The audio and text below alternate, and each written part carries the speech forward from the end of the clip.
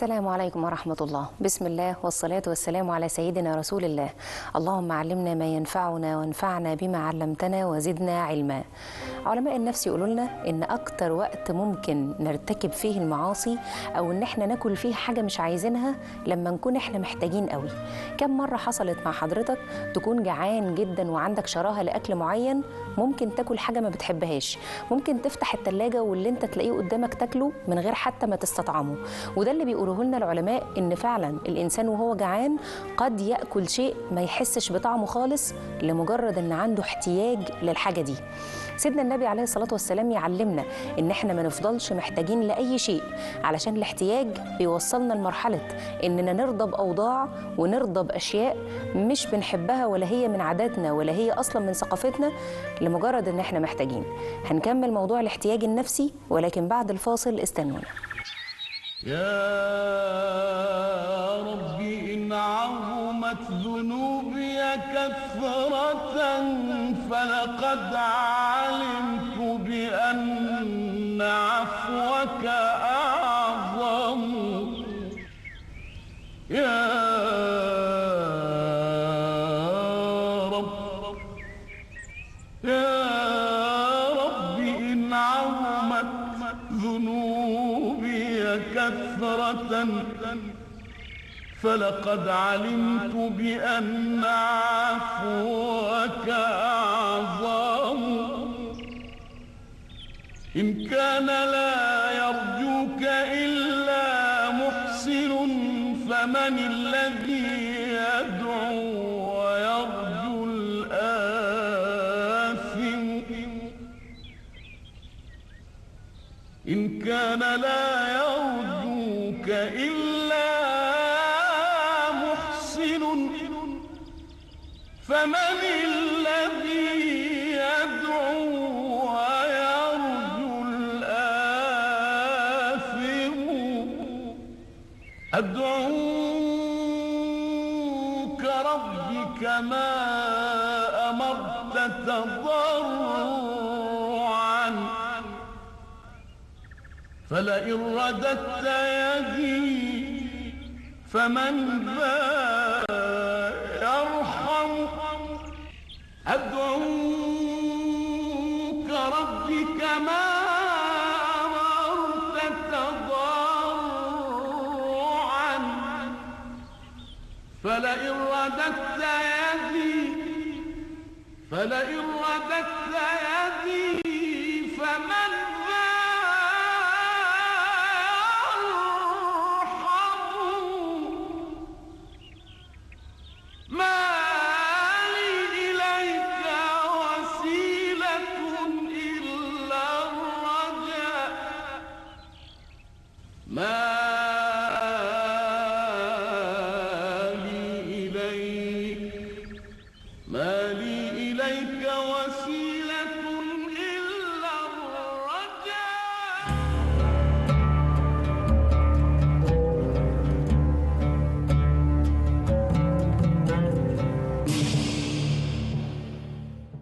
بسم الله. مكملين ورجعنا لحضراتكم بعد الفاصل، وبنتكلم في نور في قلبي عن الاحتياج النفسي والاحتياج الروحي لأي إنسان. الروح زيها بالظبط زي الجسد، بتحتاج تتغذى وبتحتاج إن هي يكون عندها إشباع من النفس والعطاء والمدد والإحساس الجميل.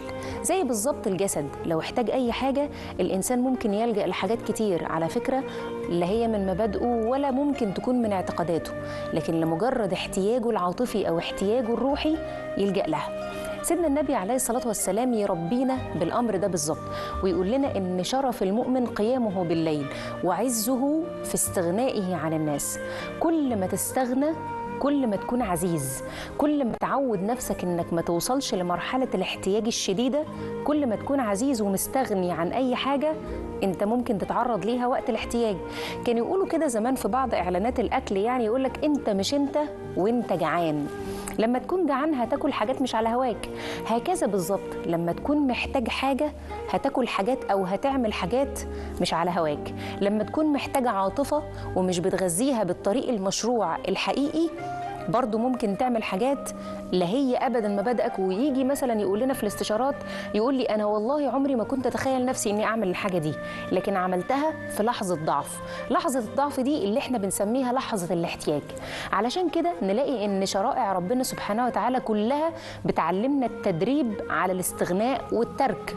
لو جينا نبص مثلا لعبادة زي عبادة الصدقة والزكاة اللي ربنا سبحانه وتعالى فرضها علينا كلنا، أول ما المال بتاعك يوصل لنصاب معين ده كده هيبدأ يكتر. وإحنا كده كان عندنا مثل يقولوا لنا البحر بيحب الزيادة، كل ما الإنسان يبقى عنده مال يبقى عايز يبقى عنده أكتر، ويسعى إن هو يجمع فلوس أكتر، وإن يكون عنده مقتنيات وممتلكات أكتر. جاب العربية دي بعد شوية عايز أكتر، جاب الموبايل ده بعد شوية عايز يحدث. طول الوقت إحنا في يعني سعي كبير للمال. ربنا سبحانه وتعالى يقول لنا كلا بل تكرمون اليتيم ولا تحاضون على طعام المسكين وتأكلون التراث أكلا لما وتحبون المال حبا جما. احنا عندنا فطرة لحب المال، فكل ما الإنسان يجمع فلوس يسعى إنه يجمع أكتر ويحدث الحاجات اللي عنده ويبقى وضعه المادي أحسن. عشان كده ربنا سبحانه وتعالى يقول لك بقى ستوب، لما تبلغ نصاب الفلوس بتاعتك لازم تخرج، لازم تتعود ان جزء منها بيخرج حتى لو انت مش عارف. ربنا سبحانه وتعالى وسيدنا النبي يعلمنا ان ما نقص مال من صدقه، حتى لو انت مش شايف البركه اللي هتعود عليك، بس لازم تخرج من قلبك الاحتياج ده. لذلك مثلا نلاقي ان ربنا سبحانه وتعالى يعلمنا يقول لنا عن الصدقه ان اكتر حاجه الانسان ممكن يندم عليها بعد الموت انه ما تصدقش. ربنا سبحانه وتعالى يقول لنا وانفقوا مما رزقناكم من قبل ان ياتي احدكم الموت. هيقول ايه بقى؟ هيقول يا رب كنت صليت ركعتين، كنت عملت طبعا حاجات دي، رب لولا اخرتني الى اجل قريب فاصدق واكن من الصالحين. وكانها اشاره انه بيدعي ربنا يا رب رجعني للدنيا وهخرجها من قلبي، هخرج المال اللي كان هو سبب في هلاكي وسبب ان انا ارجع من اهل النار، هخرجه من قلبي. الصدقه بتربينا ان احنا نستغنى عن المال ونخرج الحاجه اللي بنحبها حتى مهما كانت عزيزه علينا ومهما كانت الفطره بتاعتنا وتحبون المال حبا جما. الفطره بتاعتي في حب المال، بس لازم اتدرب على ثقافه الاستغناء، ولازم اتدرب على ثقافه الترك والبعد عن الاشياء حتى لو كانت محببه جدا الى قلبي. لذلك شرف المؤمن قيامه بالليل وعزه في استغنائه عن الناس. كل ما تستغنى أكتر كل ما فعلا أنت مش هتعمل إلا الحاجات المقبولة بالنسبة لك، لأن إحنا اتفقنا من البداية إن أنت مش أنت وأنت جعان، أنت حقيقتك المبادئ بتاعتك الرولز القوانين اللي أنت حاططها لنفسك طول عمرك دي كلها ممكن تزول وتذوب في لحظة احتياج أو لحظة ضعف لشيء معين. واحد يقول مثلا أنا كنت محتاج جدا للاحتياج العاطفي فبدأت أعمل حاجات حرام وأعمل علاقات حرام. ليه؟ سبت نفسك للاحتياج ده ليه؟ ما سيدنا النبي عليه الصلاة والسلام يقول لنا يا معشر الشباب من استطاع منكم الباءة فليتزوج، ومن لم يستطع ماله بقى يقعد بقى عنده احتياج شديد وما عندوش أي حل، يعمل إيه؟ ومن لم يستطع فعليه بالصوم فإنه له وجاء. يعني الشاب اللي يقدر على مؤنة الزواج يتزوج، طب اللي ما يقدرش يصوم.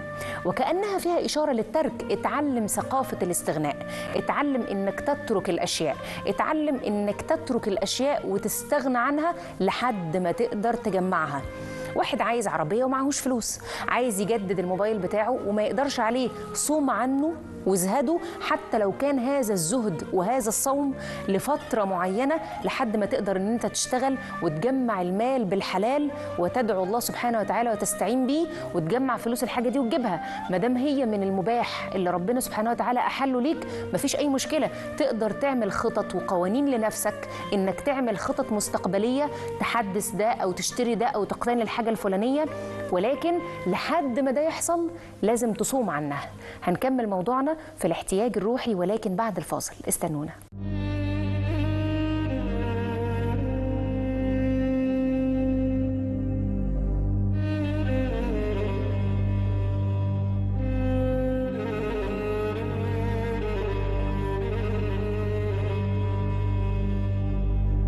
يا غفار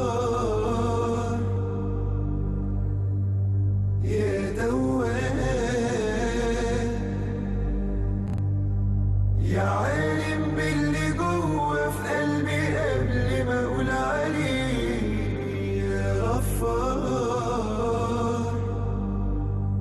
يا دوام اغفر لي كل غلطة وكل ذنب وقعت فيه. يا رب أنا عبدك، أنا ماليش بعدك، بلجأ إليك، ما أنا أملي فيك، وانت الرحيم. مهما يكون ذنبي اغفر لي يا ربي، ما انت الرقيب وانت الحسيب وانت العظيم،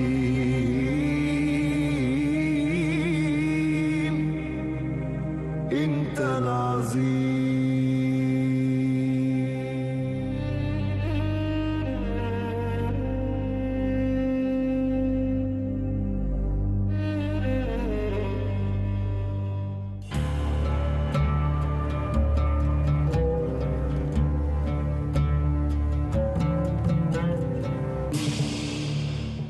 بسم الله، مكملين ورجعنا لحضراتكم بعد الفاصل، وبنتكلم النهارده في نور في قلبي على حديث سيدنا النبي عليه الصلاة والسلام: شرف المؤمن قيامه بالليل وعزه في استغنائه عن الناس.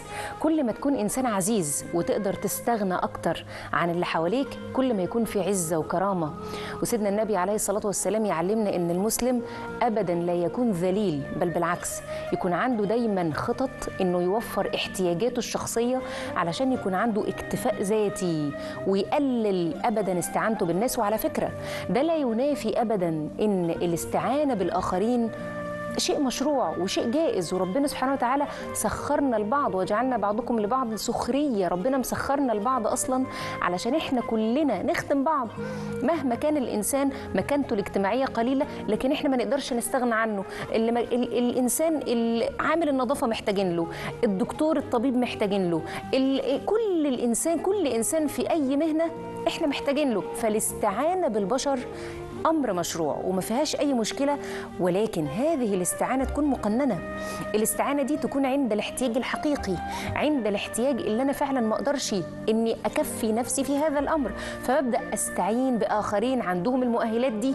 الإنسان لما يجيله مرض، ربنا يا رب يعفى عن الجميع، لما يجيله مرض محتاج طبيب، هو مش هيقدر يطبب نفسه، مش هيقدر يكتب لنفسه أدوية أو ياخد لنفسه شيء يضره أو يعرضه للهلاك. فكلنا في احتياج طبيعي لبعض، لكن ده الاحتياج الفطري اللي ربنا خلقه فينا كلنا. احنا بنتكلم عن ايه؟ بنتكلم عن الانسان اللي طول الوقت محتاج للي حواليه وما عندوش عزة في الاستغناء. لا، الصدقة من ضمن الحاجات او من ضمن الشرائع اللي ربنا سبحانه وتعالى شرعها لنا كلنا، ان احنا لابد ان نخرج الاشياء من قلوبنا قبل ما نخرجها من جيبنا. وربنا سبحانه وتعالى يقول لنا: لن تنالوا البر حتى تنفقوا مما تحبون. منزلة الأبرار العالية مش هتاخدها إلا لما تخرج المال من قلبك وتبدأ إن أنت الحاجة اللي بتحبها هي اللي تخرج منه. الحاجة مهما كانت، كان في يعني أحد الصحابة يحب السكر، يحب الحاجات المسكرة، فكان ينفق منها علشان هي بالنسبة له لن تنالوا البر حتى تنفقوا مما تحبون. وكنا نسمع عن بعض الأغنياء اللي يتبرع بأغلى الأطعمة لأن هو بيحبها، فكان يطلعها من قلبه. الصدقة بتعلمنا إن احنا نخرج الأشياء من قلوبنا. ودي الحديث اللي سيدنا النبي عليه الصلاة والسلام يقول لنا: شرف المؤمن قيامه بالليل وعز المؤمن في استغنائه. التخلي، ثقافة التخلي عن الأشياء. طب أنا أحب الأشياء ولا ما أحبهاش؟ ما هو طبيعي جدا فطريا إن إحنا بنحب حاجتنا، طبيعي إن إحنا عندنا حب لممتلكاتنا، طبيعي إن الإنسان ممكن يتعلق قلبه بشيء. بس نيجي هنا نقول إن في فرق بين حب الأشياء والتعلق بها، وده هنتكلم عنه، ولكن بعد الفاصل استنونا.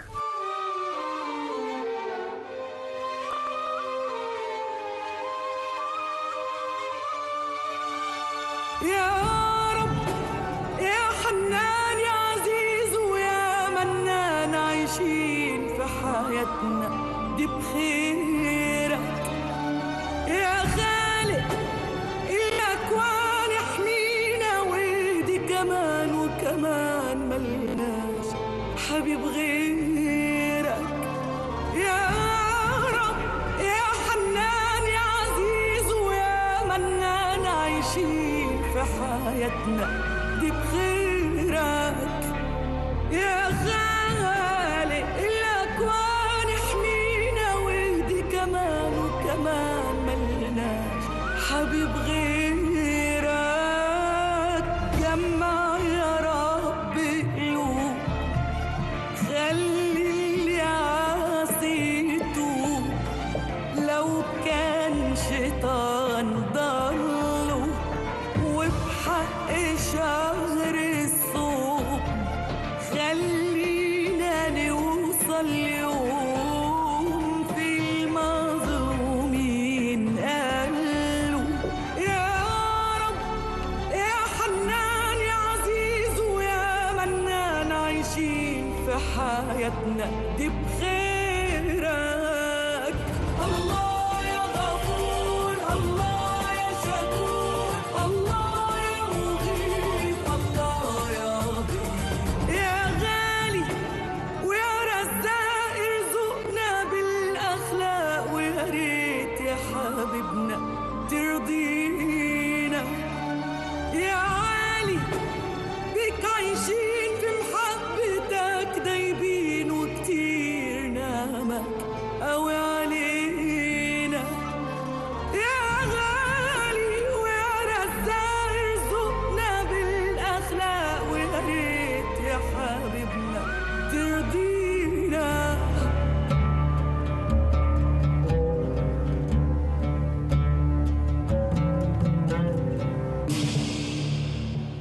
بسم الله، مكملين ورجعنا لحضراتكم بعد الفاصل، وبنتكلم النهارده عن حديث سيدنا النبي عليه الصلاة والسلام: شرف المؤمن قيامه بالليل وعزه في استغنائه عن الناس. كل ما الإنسان يتعلم ثقافة الترك وثقافة الاستغناء يكون عزيز وعزه يزيد. طيب سؤال، هل أنا دلوقتي أحب الأشياء ولا أتركها؟ هل أتعلق بيها ولا يكون عندي ثقافة للتخلي عنها؟ هنا بقى هنلاقي بعض الأقوال قد تتضارب في ذهننا. نلاقي مثلا أن أحد العلماء السلف الصالح يقولوا لنا مثلا إن من أحب شيئا عذب به، أو من تعلق قلبه بشيء عذب به. الله، طب ما سيدنا النبي عليه الصلاة والسلام كان بيحب زوجته جدا السيدة خديجة، وكان يقول لنا إني رزقت حبها. سيدنا النبي بيقول على حب السيدة خديجة رزق. طب ما كان بيحبه سيدنا النبي عليه الصلاة والسلام. طب إزاي بقى من أحب شيئا غير الله عذب به؟ هنا هيجي بقى الفرق ما بين المحبة وأنواع المحبة اللي يذكرها لنا العلماء. في أنواع كتير للمحبة، نذكر منها 3. النوع الأول هو الحب لله، أنا بحب الشيء ده لله. وسيدنا النبي عليه الصلاة والسلام مثلا لما كانوا يسألوه من أحب الناس إليك، فراح على طول قال سيدنا النبي عائشة، زوجته السيدة عائشة. فسألوه من الرجال فقال أبوها. سيدنا النبي عليه الصلاة والسلام في الحب بالذات سيدنا أبو بكر الصديق حبيبه وصديقه ورفيق الهجرة، رحلة الهجرة، ومع ذلك عند الحب ينسبوا لزوجته السيدة عائشة اللي هي بنت سيدنا أبو بكر. من أحب الناس إليك يا رسول الله، فيقول سيدنا النبي عائشة. طيب من الرجال فيقول سيدنا النبي عليه الصلاة والسلام أبوها اللي هو سيدنا أبو بكر. يعني سيدنا النبي عليه الصلاة والسلام بيحب زوجته السيدة عائشة وبيحب أبوها سيدنا أبو بكر. طب الحب أخباره إيه؟ هنا الحب لله.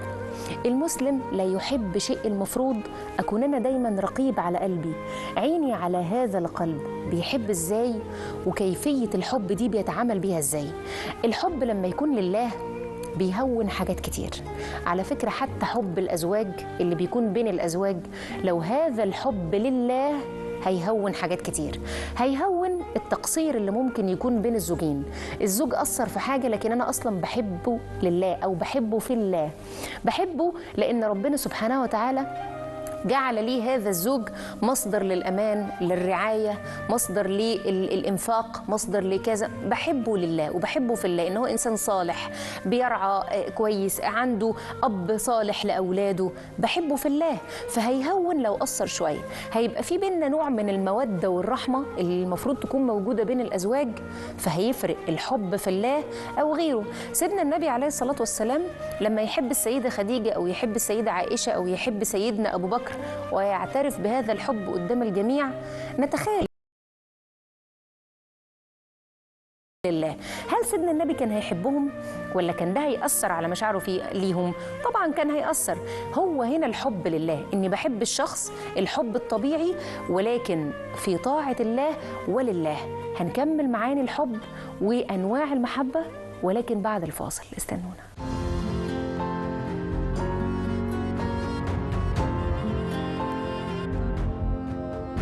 ماليش غيرك حبيب في الكون ده يا الله،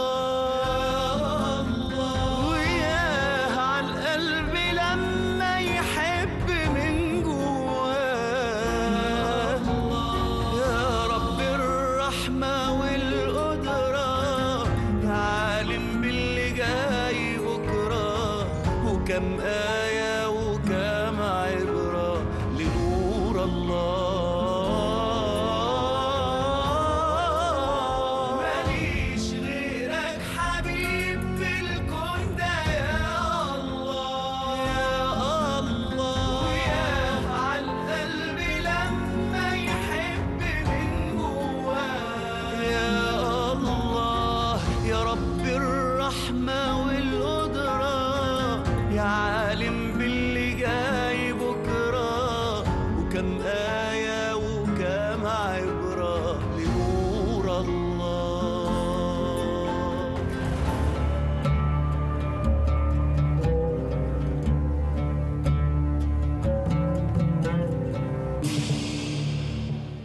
بسم الله، مكملين ورجعنا لحضراتكم بعد الفاصل وبنتكلم عن أنواع المحبة. وقلنا قبل الفاصل إن النوع الأول من المحبة هو المحبة لله، إن إحنا نحب الأشياء لله، وهذا الحب يرضاه الله سبحانه وتعالى والإنسان مساب عليه. نوع تاني من أنواع المحبة المحبة الطبيعية الغريزية، اللي ممكن تكون محبة الأم لابنها، حب الابن لأبوه، حب الأزواج بينهم وبين بعض. ولكن هذه المحبة لو أخذت شكل إنها بقت طاغية على حب الله سبحانه وتعالى، كأن يكون هناك في تفضيل. الأم يعني نقول لها أنت بتحبي أولادك أكتر ولا دينك وسيدنا النبي عليه الصلاة والسلام والقرآن وربنا، تقول لك لا أنا بحب ربنا طبعا، لكن عند الواقع العملي ممكن تفرط في صلاتها مثلا عشان هي مشغولة بالأولاد. ممكن نلاقيها ما بتطلبش العلم الشرعي لمجرد أنها مشغولة شغل مثلا يعني بالنسبة لها حقيقي ولكنه ثانوي في حقها. ممكن نلاقيها طول الوقت واقفة في المطبخ بتعمل أكل للأولاد لكن تأثر في حق ربنا وتقول لك أصلا أنا مشغولة. فهنا الحب العملي بقى، الاعتراف الحقيقي أو العمل الحقيقي، إحنا بنحب ربنا فعلا وبنبدي حب ربنا سبحانه وتعالى وديننا على أي شيء، ولا في تفرقة والموضوع مجرد كلامه بس. فدي محبة طبيعية، ولكنها لو تصادمت أو تعارضت مع حب الله سبحانه وتعالى فلازم الإنسان يراجع نفسه. الحب الثالث اللي هو بقى الحب مع الله، أن يجعل الإنسان مع الله ند وشريك، ودي ناخد بالنا منها جدا. علشان كده لابد أن يكون الإنسان رقيب على قلبه، أنا بحب الأشياء إزاي وبحبها بأي طريقة، علشان يجي لنا مرحلة الزهد والاستغناء الحقيقي من فراغ الروح. لذلك لما نتأمل حديث سيدنا النبي عليه الصلاة والسلام للشباب: من استطاع منكم الباءة فليتزوج ومن لم يستطع فعليه بالصوم فإنه له وجاء. الحاجة اللي انت ما تقدرش عليها صوم وازهدها واستغني عنها، حتى لو كانت لفترة مؤقتة لحد ما تقدر تمتلكها بالحلال. وما تسيبش نفسك ان يكون عندك فراغ روحي من المحبة لحد ما توصل انك تعمل حاجة لا يرضاها الله سبحانه وتعالى. ربنا يغنينا من فضله ويجعل عزنا يا رب في الاستغناء عن الناس. سلام عليكم.